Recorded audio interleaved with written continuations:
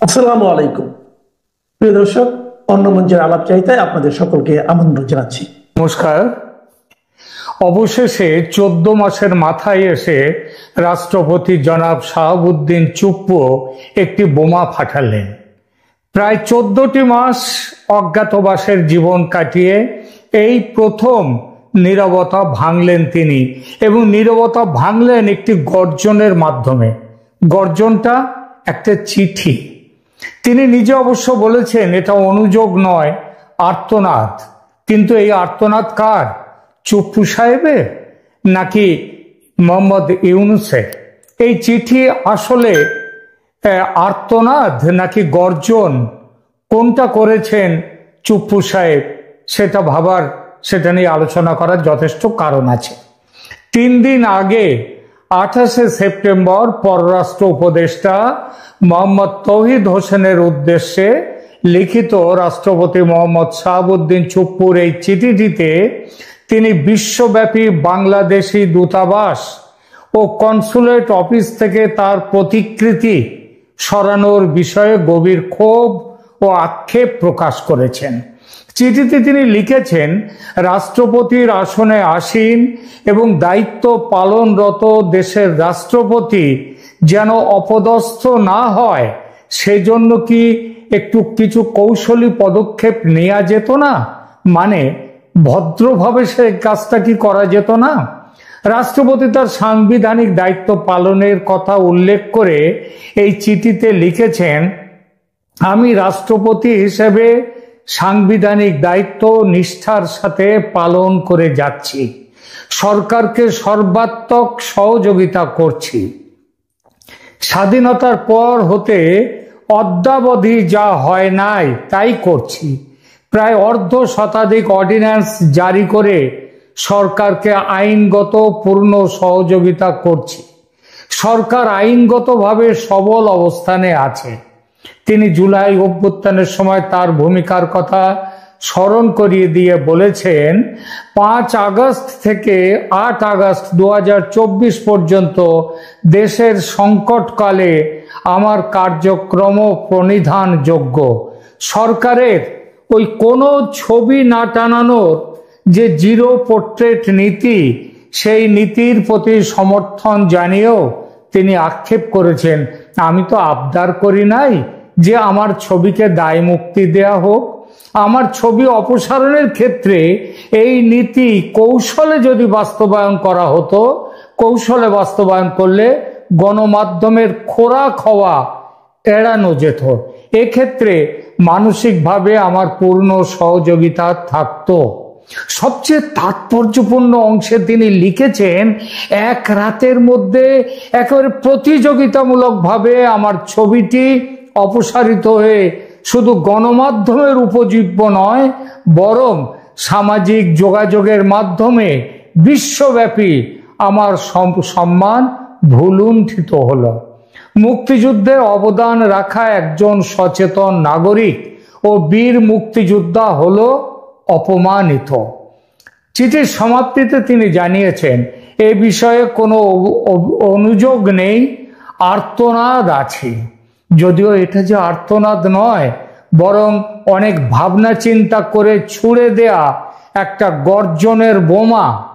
এমনটা ভাবার অনেক কারণ আছে। প্রথম কারণ, 5 আগস্ট 15ই আগস্টে এই প্রতিকৃতি সরানো অভিযানের 1.5 মাস পরে কেন তিনি লিখলেন এই চিঠি? 1.5 মাস ধরে কেন তিনি চুপ করেছিলেন? আর কেনই বা 1.5 মাস পরে এসে তিনি ক্ষোভ জানাতে শুরু করছেন?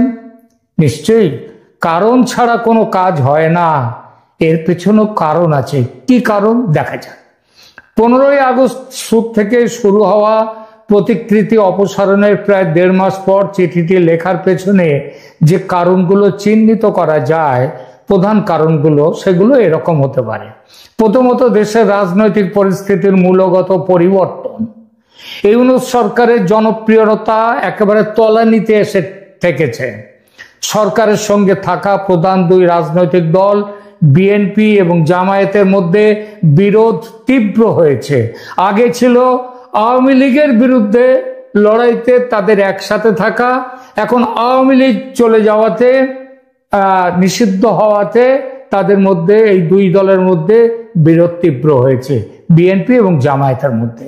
আওয়ামী লীগ দলের কর্মী সমর্থকরা ভয় কাটিয়ে, কিন্তু তারা তো তাদের বীরত্ব বেড়েই গেছে, ওদিকে ভয় কাটিয়ে বিরাটভাবে রাজপথে নেমে এসেছে আওয়ামী লীগের কর্মীরা, এবং সেনা প্রধানের সঙ্গে ইউনূসের দ্বন্দ্ব আরো ব্যাপক হয়েছে।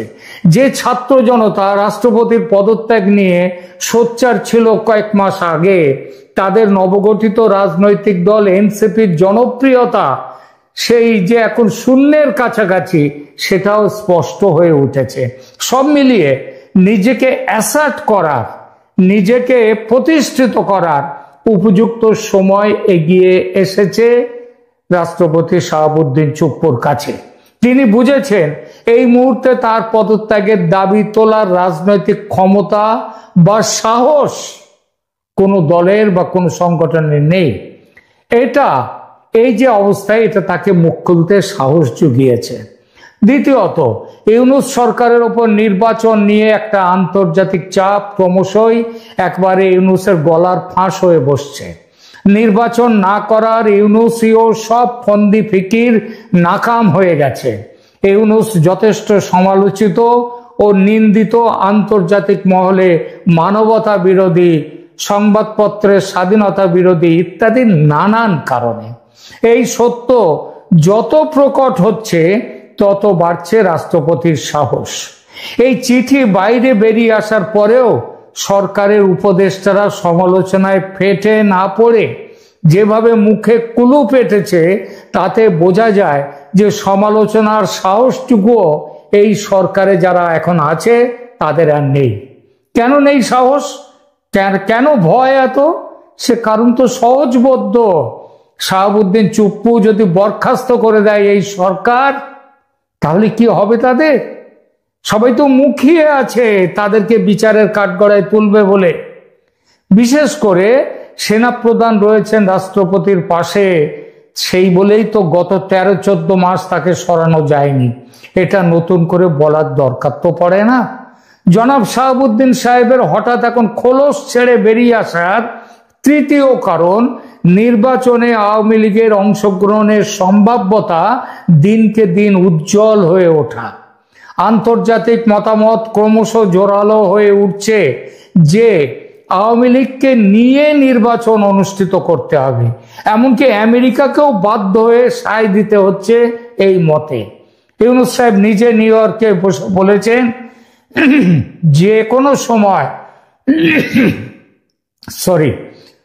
কোনো সময় আওয়ামী লীগের উপর জারি করা নিষেধাজ্ঞা প্রত্যাহার করা হতে পারে।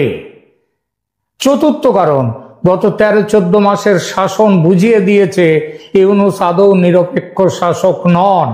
শেখ হাসিনা বলেছেন ইউনূসের অধীনে কোনো নিরপেক্ষ নির্বাচন সম্ভব নয়। ইউনূসের নিজের প্রতিষ্ঠিত দল এনসিপিও লড়াইয়ের ময়দানে থাকায় ইউনূসের বদলে ভোটের নিরপেক্ষতার জন্য যে দাবিটা এরাই এতদিন করে এসেছিল, সেই কেয়ারটেকার সরকার গঠনের দাবি ইতিমধ্যেই উঠে গেছে জোরালোভাবে। এই দাবিকে মান্যতা দিয়ে রাষ্ট্রপতি মহোদয় যে ইউনূসকে বরখাস্ত করবেন, এমন জল্পনা বাংলাদেশের তুঙ্গে। আর সেই পথে পা ফেলার ইঙ্গিত হিসেবে এই পত্র বোমাটি নিক্ষেপ করে রাষ্ট্রপতি জনাব শাহাবুদ্দিন চুপ্পু বুঝিয়ে দিলেন এবার তিনিও নামছেন খেলতে। দীর্ঘ নীরবতার পর তিনি নিজের অবদান ও সহযোগিতার কথা স্মরণ করে দিয়ে রাজনৈতিক বার্তা যেমন পাঠালেন সরকারকে এবং দেশবাসীকে, সেই সঙ্গে বুঝিয়ে দিলেন তাকে কিভাবে অপমান করেছে এই সরকার।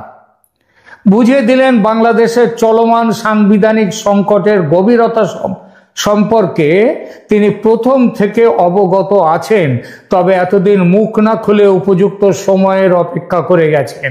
সেই সময় এখন এসেছে বলে এবার নিজের ভূমিকা পাল্টে নিতে শুরু করেছেন। ইউনূসের নেতৃত্বে অনেক অপমান করা হয়েছে তাকে, এবার সেই সব অপমান তার ফিরিয়ে দেওয়ার পালা। রাষ্ট্রপতি হিসেবে শাহাবুদ্দিন একদিকে সরকারি নীতির বাস্তবায়নে বাধ্য যেমন, তেমন অন্যদিকে এতদিন নিজের সম্মান রক্ষায় তিনি সচেষ্ট ছিলেন না, বাধ্য হয়েই ছিলেন না, কিন্তু এবার হলেন। অন্তর্বর্তীকালীন সরকার যেটি রয়েছে দেশে সেটি অসাংবিধানিক, সেটা কোনো বৈধতা নেই তার, সেটা গঠন হয়েছে অবৈধভাবে। সুপ্রিম কোর্টের জাল করা ব্যাখ্যার ভিত্তিতে এই সরকার তৈরি, এটা এখন স্পষ্ট। কারণ সেই সময় বিচারপতিরা, প্রধান বিচারপতি তিনি তো সেনা নিবাসে, তিনি তখন সেখানে আশ্রয় নিয়ে রয়েছেন। তাহলে কবে হয়েছিল সেই তখনকার যে এই ব্যাপারে যে বিচারপতিদের যে বৈঠক, সেটা কবে হয়েছিল? হয়নি, এটা জানেন রাষ্ট্রপতি। তবু দেশের অভ্যন্তরীণ উত্তপ্ত পরিস্থিতি বিবেচনা করে মুখ বুজে মেনে নিয়েছিলেন এতদিন, নইলে আরো ভয়ঙ্কর কিছু ঘটতেই পারত তখন। কিন্তু পরিস্থিতি এখন তার অনুকূলে আসছে দেখে বুঝলেন আঘাত করা এবার শুরু করতে হবে, আর সেটা করে দিলেন। রাষ্ট্রপতি বলেননি যে তার ওপর আছে আওয়ামী লীগের উত্তরাধিকার। চিঠিটি আওয়ামী লীগ সরকারের নিয়োগপ্রাপ্ত রাষ্ট্রপতি হিসাবে তার জটিল অবস্থানকে তুলে ধরছে। জুলাই বিপ্লবের পর তিনি একদিকে নতুন সরকারের সাথে সহযোগিতা করেছেন, অন্যদিকে নিজের পূর্ববর্তী সংযোগের জন্য, অর্থাৎ আওয়ামী লীগের সঙ্গে তার সংস্রবের জন্য তিনি সমালোচিত হয়েছেন, কিন্তু মুখ বুজে সহ্য করে গেছেন। রাজনৈতিক বিস্ফোরণের সম্ভাবনা নিয়ে এই যে সম্ভাবনা হচ্ছে, এই চিঠি প্রকাশের পরেও রাষ্ট্রপতির পদত্যাগের দাবি কেউ করতেই পারেন, দু একজন, তবে জোর নেই সে দাবিতে। বিএনপি যদিও রাষ্ট্রপতি অপসারণের বিপক্ষে অবস্থান নিয়েছে, তবে এই সিদ্ধান্ত ওই রাষ্ট্রপতির পদের গরিমার কথা ভেবে নেই, বরং তারা তাদের নিজস্ব রাজনৈতিক স্বার্থের কথা ভেবেই এই সিদ্ধান্ত নিয়েছে। দলটি যদি মনে করে রাষ্ট্রপতির অপসারণ হলে সাংবিধানিক সংকট তৈরি হবে না, তাহলে তারা আবার পিছিয়েও চলে যাবে, অন্য ব্যবস্থা নেবে। সুতরাং ভবিষ্যতে নির্বাচনের পক্ষে মোহাম্মদ ইউনূস যেভাবে মির্জা ফখরুল ইসলাম আলমগীরকে প্রায় ব্ল্যাকমেল করে নিউ ইয়র্কে নিয়ে গেছিলেন, তাতে ইউনূসের উপর বেজায় চটেছে বিএনপি নেতৃত্ব। এখন বিএনপি ফখরুল আলমগীরকে শিক্ষা দেওয়ার সঙ্গে সঙ্গে কড়া বার্তা দিতে চায় মোহাম্মদ ইউনূসকেও। রাষ্ট্রপতি বিষয়ক এই বিতর্ক অন্তর্বর্তীকালীন সরকারের জন্য অতিরিক্ত চাপ সৃষ্টি করেছে, এবং আগামীতে যে এই চাপ ক্রমশ বাড়বে সেটা বলা বাহুল্য। এই চিঠি ভবিষ্যতের রাজনৈতিক সংকটে পূর্বাভাস দিচ্ছে। রাষ্ট্রপতি শাহাবুদ্দিনের এই আর্তনাদের চিঠিটি শুধু ব্যক্তিগত ক্ষোভের প্রকাশ নয়, বরং বাংলাদেশের চলমান রাজনৈতিক সংকটের একটি গুরুত্বপূর্ণ দলিল। এটি জুলাই ষড়যন্ত্র পরবর্তী বাংলাদেশের রাজনৈতিক পুনর্বিন্যাসের জটিলতা এবং ভবিষ্যতের সম্ভাব্য রাজনৈতিক অস্থিরতার ইঙ্গিত বহন করে। এবার স্বাভাবিকভাবেই প্রশ্ন উঠতে পারে, এরপর রাষ্ট্রপতি কি করবেন? নিশ্চিতভাবেই বলা যায় রাষ্ট্রপতি শাহাবুদ্দিনের বর্তমান ক্ষমতার পেছনে আছেন সেনাপ্রধান ওয়াকারুজ্জামান। দুজনেই দুজনের কাছে অপরিহার্য। এ থাকলে ও থাকবে, ও থাকলে এ থাকবে। ইউনূস যদি সেনাপ্রধানের সঙ্গে সুসম্পর্ক বজায় রাখতেন, তাহলে আজ যে নড়বড়ে জায়গায় তিনি পৌঁছে গেছেন সেটা হতো না। কিন্তু ইউনূস সাহেব সুযোগ পেলেই অপমান করেছেন সেনাপ্রধানকে, গুরুত্ব দেননি তার কথা। নির্বাচন নিয়ে তুঙ্গে উঠেছে দুজনের মনোমালিন্য। সেনাপ্রধান চেয়েছিলেন এবছর ডিসেম্বরের মধ্যে নির্বাচনের কাজ শেষ হোক। নিজের ক্ষমতা বোঝাতে ইউনূস সেটা নিয়ে গেছেন ফেব্রুয়ারির প্রথম সপ্তাহে, অথচ 1.5 মাস আগে ডিসেম্বরে ভোট করলে কোনো ক্ষতি কিন্তু হতো না। এমন কিছু জলদিও সেটা হতো না। ইউনূস রাজি হননি, কারণ তিনি দেখাতে চেয়েছেন যে তিনি বস। এখন সেনাপ্রধানের কাছেও এটা হয়ে উঠেছে প্রেস্টিজ ইস্যু। তিনি দেখিয়ে দেবেন ইউনূস সরকারের মাথা হয়ে, ইউনূস সরকার যে আজকে মাথা হয়ে বসেছে দেশে, সেটা বসেছে তারই দৌলতে। তিনি বসিয়েছেন বলেই এবার ওয়াকারুজ্জামান চাইবেন ডিসেম্বরেই ভোট করতে। আর এটা করতে গেলে ইউনূসের অন্তর্বর্তী সরকার হটিয়ে ভোটের জন্য কেয়ারটেকার সরকার আনতে হবে। মোহাম্মদ ইউনূস প্রভাব খাটিয়ে কেয়ারটেকার সরকারের আদালতের শুনানি গত মাসে করেননি, পিছিয়ে দিয়েছেন অক্টোবরের শেষে। অক্টোবরের শেষে হবে এই শুনানি। এবার সে শুনানি যাতে না পেছায় তার ব্যবস্থা করতে ইতিমধ্যে প্রধান বিচারপতির সঙ্গে বৈঠক করে এসেছেন ওয়াকরুজ্জামান। আন্তর্জাতিক অপরাধ ট্রাইব্যুনালের নিয়ম কানুন পাল্টে যেভাবে সেনা অফিসার এবং শেখ হাসিনা এবং অন্যান্য আওয়ামী লীগ নেতাদের বিচারের ব্যবস্থা হয়েছে সেটা বেআইনি, সেটা যে বেআইনি এবং আন্তর্জাতিক ট্রাইব্যুনাল কানুনের যে বিরোধী সে সম্পর্কেও বলে এসেছেন প্রধান বিচারপতিকে। তার একটা প্রভাব তো পড়তে বাধ্য। কি হতে পারে সেই প্রভাব? অন্তর্বর্তী সরকারকে বরখাস্ত করে কেয়ারটেকার সরকার বহাল করা। ডিসেম্বরে ভোট করতে গেলে অক্টোবরের মধ্যে ভোট ঘোষণা করতে হবে। আবার এ মাসেই কেয়ারটেকার সরকার মামলা শুনানি। সুতরাং এ মাসেই ইউনূস সরকারকে বরখাস্ত করার প্রবল সম্ভাবনা।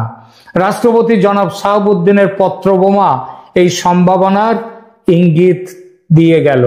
এটাই এই চিঠির ঐতিহাসিক গুরুত্ব।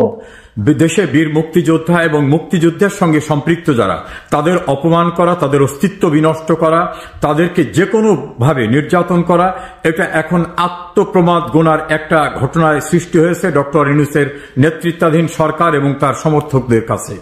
যেভাবে একজন বীর মুক্তিযোদ্ধা, 5 বারের নির্বাচিত সংসদ সদস্য, 2 বারের মন্ত্রী, অত্যন্ত নির্ঝঞ্ঝাট সজ্জন মানুষ নুরুল মজিদ মাহমুদ হুমায়ুনকে মৃত্যুর পূর্বে নির্যাতন, মৃত্যুর পরে যাতে ভালোভাবে তার জানাজাটা পর্যন্ত হতে না পারে সেজন্য যে নগ্ন কাজ সরকার করেছে সেটা আপনারা দেখেছেন। আজকে আরেকজন বীর মুক্তিযোদ্ধার সঙ্গে যে জঘন্যতম আচরণ করা হচ্ছে সেটা নিয়ে আপনাদের সঙ্গে কথা বলবো। প্রিয় দর্শক শ্রোতা, বাংলাদেশের নির্বাচিত মহামান্য রাষ্ট্রপতি মোহাম্মদ শাহাবুদ্দিন, ডাকনাম চুপ্পু, তিনি নিয়মতান্ত্রিক উপায়ে, সাংবিধানিক উপায়ে নির্বাচিত দেশের রাষ্ট্রপতি।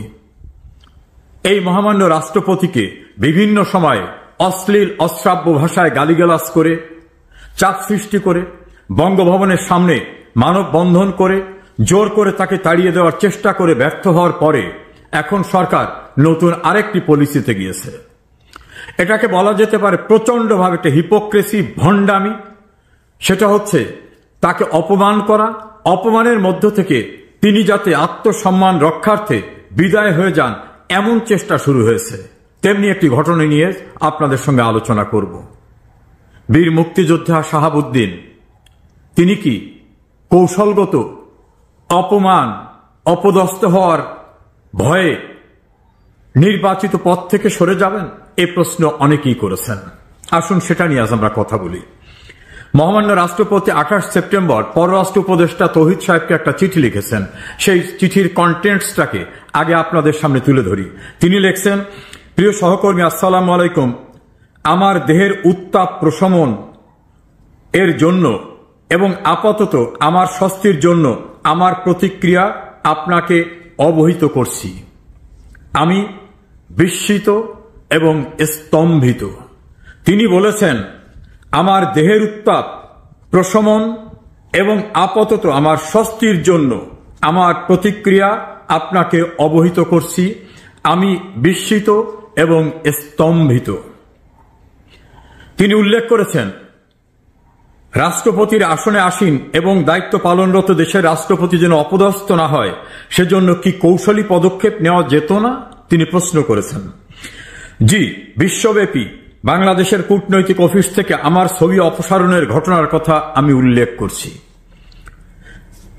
আমি রাষ্ট্রপতি হিসাবে সাংবিধানিক দায়িত্ব নিষ্ঠার সঙ্গে পালন করে আসছি। সরকারকে সর্বাত্মক সহযোগিতা করছি। স্বাধীনতার পর হতে অদ্যাবধি যা হয়নি আমি তাও করছি। প্রায় অর্ধশতাধিক অর্ডিন্যান্স জারি করে সরকারকে আইনগত পূর্ণ সহযোগিতা করছি। সরকার আইনগতভাবে সবল অবস্থানে আছে। 5 আগস্ট হতে 8 আগস্ট 2024 তারিখ পর্যন্ত দেশের সংকটকালে আমার কার্যক্রম ও প্রণিধানযোগ্য। পরবর্তী সময় সরকারের উত্থাপিত সকল কার্যক্রমে আমার অবস্থান স্বতঃস্ফূর্ত এবং ইতিবাচক। তবে কেন তিনি প্রশ্ন রেখেছেন ছবি অপসারণের ক্ষেত্রে এরূপ দৃষ্টিকটু উদ্যোগ নেওয়া হল? আমার পোর্ট্রেট না, বলছেন যে জিরো পোর্ট্রেট নীতি সরকার অনুসরণ করছে, তা আমার সমর্থন আছে। আমি তো আবদার করি নাই যে আমার ছবিকে দায় মুক্তি দিতে হবে। আমার ছবি অপসারণের ক্ষেত্রে এই নীতি কৌশলে বাস্তবায়ন করলে গণমাধ্যমের খোরাক হওয়া এড়ানো যেত। এক্ষেত্রে মানসিকভাবে আমার পূর্ণ সহযোগিতা থাকত। এক রাতের মধ্যে প্রতিযোগিতামূলকভাবে মানে কে কার আগে ছবিটি নামাবে রাষ্ট্রপতির, আমার ছবিটি অপসারিত হয়ে শুধু গণমাধ্যমের উপজীব্য নয়, বরং সামাজিক যোগাযোগ মাধ্যমে বিশ্বব্যাপী আমার সম্মান ভুলুণ্ঠিত করা হল। মুক্তিযুদ্ধে অবদান রাখা একজন সচেতন নাগরিক ও বীর মুক্তিযোদ্ধা হল অপমানিত। আমার কোনো অনুযোগ নাই, তবে আছে বুকভরা আর্তনাদ। মহামান্য রাষ্ট্রপতি এই চিঠিটি পররাষ্ট্র উপদেষ্টাকে পাঠিয়েছেন। তার বুক ভরা আর্তনাদ, তার হতবাক হওয়া, তার স্তম্ভিত হওয়ার ঘটনা এই সরকার ঘটিয়েছে। বিভিন্ন স্থানে মহামান্য রাষ্ট্রপতির ছবি থাকবে, এটা সাংবিধানিক বিধিবিধান। সংবিধান তো পরিবর্তিত হয়নি। হঠাৎ করে ফোন করে সারা দুনিয়ায় বাংলাদেশের হাই কমিশন সহ বিভিন্ন দপ্তর সংস্থাকে থেকে তার ছবি সরিয়ে ফেলতে বলা হলো। ক্যাবিনেটের একটা মিটিং এর পরে, উপদেষ্টা পরিষদের মিটিং এর পরে এই প্রশ্ন সাংবাদিকরা করার পরে তারা অস্বীকার করেছিলেন, কিন্তু বাস্তবতা এই কাজটি করা হয়েছে। মহামান্য রাষ্ট্রপতির ছবি সরিয়ে ফেলার ঘটনায় তিনি নিজে হতবাক, স্তম্ভিত এবং বিস্মিত হয়েছেন। রাষ্ট্রপতি হিসাবে নয়, দেশের একজন সচেতন নাগরিক এবং বীর মুক্তিযোদ্ধা হিসাবে তিনি অপমানিত হয়েছেন, একথা উল্লেখ করেছেন। প্রতিযোগিতামূলকভাবে মানে কে কার আগে ছবিটা নামাবে, এই নগ্ন নোংরামিটি এই সরকার করিয়েছে, অথচ তারা অস্বীকার করছে। মহামান্য রাষ্ট্রপতির এই চিঠিটি তার সাক্ষ্য বহন করে। কতটা নিচে নামতে পারে, কতটা হীনমন্যতা এই সরকারের, তার পরিচয় মিলেছে মহামান্য রাষ্ট্রপতির এই অপমানিত হওয়া, বিস্মিত হওয়া, হতবাক হওয়া, অপদস্থ হওয়া এবং তার বুকের আর্তনাদ থেকে। ওনারা ভুলে গেছেন সংবিধানে কোনো সুযোগ না থাকা সত্ত্বেও মহামান্য রাষ্ট্রপতি সুপ্রিম কোর্টের রেফারেন্সের পরে তিনি তাদেরকে সংবিধান বহির্ভূতভাবে নিয়োগ করেছেন প্রধান উপদেষ্টা এবং অন্যান্য উপদেষ্টা। যিনি নিয়োগ করেন তিনি কিন্তু নিয়োগ বাতিলও করতে পারেন। কলমের এক খোঁচায় এই নিয়োগ বাতিল হওয়া সম্ভব, কারণ এই নিয়োগ রাষ্ট্রপতির প্রেরোগেটিভ। তার সর্বোচ্চ ক্ষমতার দ্বারা তিনি করেছেন সংবিধানে না থাকা সত্ত্বেও। তিনি যদি সংবিধানের বিধিবিধানের আলোকে, কারণ সংবিধানের সংরক্ষক কিন্তু মহামান্য রাষ্ট্রপতি, তিনি যদি একটি চিঠি, এতটুকু না 4 লাইনের চিঠি ইস্যু করে দেন যে আমি যে অ্যাপয়েন্টমেন্ট দিয়েছিলাম, আমি যে নিয়োগ করেছিলাম, সেই নিয়োগ আমি বাতিল করে দিলাম। ডক্টর মোহাম্মদ ইউনূস, আপনি জনগণের ভোটে আসেন নাই। এই মহামান্য রাষ্ট্রপতি বীর মুক্তিযোদ্ধা মোহাম্মদ শাহাবুদ্দিন আপনাকে দয়া করে নিয়োগ করেছেন। তার দয়ায় বসে আপনি আজকে তাকে অপমানিত করছেন, তার ছবি সরিয়ে দিতে চাচ্ছেন, সুকৌশলে নিজে তাকে অপমান করছেন। বিদেশ সফরের পরে দীর্ঘ রেওয়াজ এবং বিধান অনুসারে রাষ্ট্রপতিকে অবহিত করা, সে বিষয়টি আপনি করেন না। রাষ্ট্রপতি যাতে ঈদের জামাত পড়তে জাতীয় ঈদগাহ ময়দানে যেতে না পারে সেজন্য ষড়যন্ত্র করেন। রাষ্ট্রপতির বঙ্গভবনের অনুষ্ঠানে যাতে কেউ না যায় সেজন্য আপনি ব্যবস্থা নেন। আপনাকে অপসারণকৃত 1 মিনিট না 10 সেকেন্ডের বিষয়ে রাষ্ট্রপতির একটি স্বাক্ষরই যথেষ্ট। জনাব মোহাম্মদ তৌহিদ হোসেন, আপনার কর্তৃপক্ষের নির্দেশ আপনার দপ্তর থেকে প্রতিপালিত হয়েছে। আপনি কি জানেন কোন অন্যায় নির্দেশ প্রতিপালন করতে আপনি বাধ্য নন? আপনি কি জানেন আপনার নিয়োগটি মহামান্য রাষ্ট্রপতির দয়ায়, আপনার কোনো আইনগত ভিত্তি নাই, এটা কি জানেন? আপনার নিয়োগকর্তা মহামান্য রাষ্ট্রপতি এবং আপনাদের এই কথিত সরকারের প্রধান উপদেষ্টা, তিনিও মহামান্য রাষ্ট্রপতির দয়ায় নিয়োগ পেয়েছেন। আপনি কি জানেন সংবিধান সর্বোচ্চ আইন? সংবিধান অনুসারে অন্তর্বর্তীকালীন সরকার নামে কোনো সরকার নাই। কোথাও প্রধান উপদেষ্টা বা উপদেষ্টা নামক কোনো পদ নেই। জানেন কিনা? আশা করি জেনে থাকার কথা। না জানলে বাংলাদেশের সংবিধানটা পড়বেন। এখনো শেখ হাসিনা আইন অনুসারে প্রধানমন্ত্রী। যে সংসদ ভেঙে দেওয়া হয়েছে, ভাঙার প্রক্রিয়া বৈধ ছিল না। সংসদ নেত্রীর লিখিত অনুরোধ ছাড়া সরকার বা রাষ্ট্রপতি সংসদ ভাঙতে পারেন না। প্রধানমন্ত্রীর পদত্যাগ ছাড়া সরকারের কোন নির্বাহী প্রধানের নিয়োগ হতে পারে না। সম্পূর্ণরূপে বেআইনি, সংবিধান পরিপন্থীভাবে আপনাদের অবস্থান। এই সংবিধান পরিপন্থী অবস্থান রাষ্ট্রদ্রোহিতার অপরাধ। মহামান্য রাষ্ট্রপতি হচ্ছেন একমাত্র বৈধ সাংবিধানিক রাষ্ট্রপ্রধান। মনে রাখবেন, তাকে অপমান করে, অপদস্থ করে তাড়াবার চেষ্টা করে লাভ হবে না। আপনাদের আদর্শিক পূর্বসূরীরা অর্থাৎ পাকিস্তানিরা এই মহামান্য রাষ্ট্রপতি, বীর মুক্তিযোদ্ধা মোহাম্মদ শাহাবুদ্দিনরা যুদ্ধ করে তাদের পরাজিত করে নাকে খত দিয়ে ঐতিহাসিক সোহরাওয়ার্দী উদ্যানে পাকিস্তানি সেনারা তাদের অক্সিলারি ফোর্স অর্থাৎ রাজাকার আল বদর আল শামস তারাও সারেন্ডার করেছিল। তাদের পরাজিত করাদের একজন কিন্তু মোহাম্মদ শাহাবুদ্দিন, এবং তিনি ক্যান্টনমেন্টের ভিতর থেকে আসা বা আপনাদের মতো ভোট ছাড়া ক্ষমতায় আসা ব্যক্তি নন।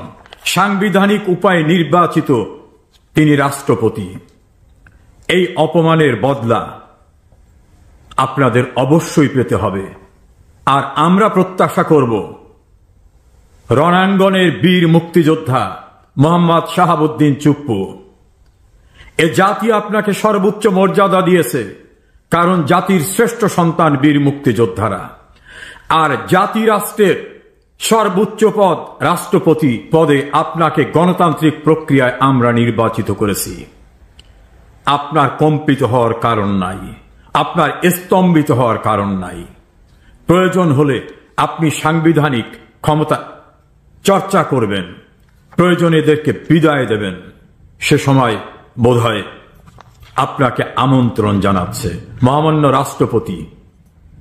মুক্তিযুদ্ধের বীর সেনানী আপনি, দেশমাতৃকার শত্রুমুক্ত করা, পরাধীনতার শৃঙ্খল